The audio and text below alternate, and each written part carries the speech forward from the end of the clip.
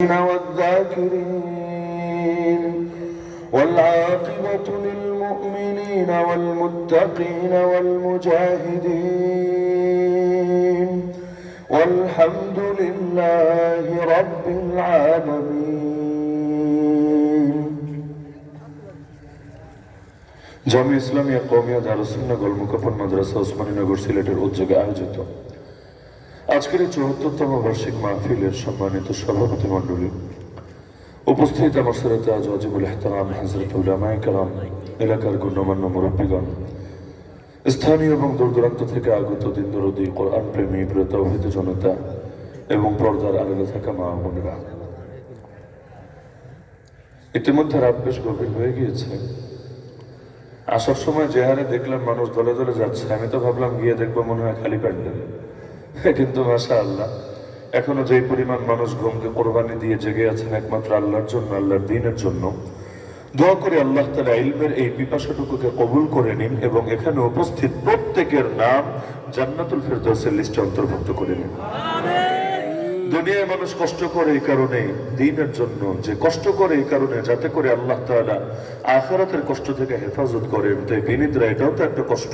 আর হাদিসে আছে তাদারুসুল ইলমি সাআতান মিনাল লাইল খায়রুম মিন ইহইয়াইহা, রাতের কিছু সময় ইলমের পাঠ নেওয়া এবং দেওয়া, ইলম শেখা এবং শেখানো সারা রাত জেগে জেগে ইবাদত করার চাইতে বেশি উত্তম।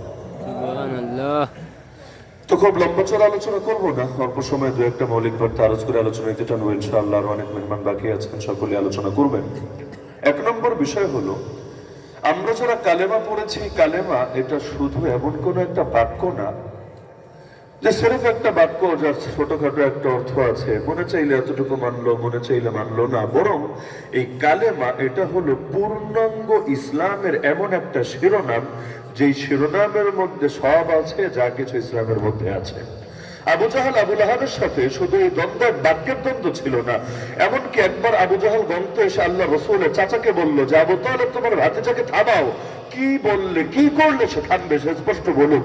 আল্লাহ রসুলকে ডাকালেন, আবু তালেব জিজ্ঞাসা করলেন যে তোমার কি বলার আছে, তুমি কি চাচ্ছ, ক্লিয়ার ভাবে বলো, তুমি যা চাইবা তারা সেটা করার জন্য রাজি আছে।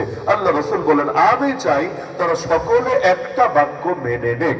তারা শুনে অবাক। আবু জাহাল পর্যন্ত বলে উঠলো নাম ওয়া আবিকা আশরা, আরে হ্যাঁ এক বাক্য না, তোর বাপের কসম খেয়ে বললাম বাক্য 10টা মানবো, কি বলা লাগবে বলে ফেরো।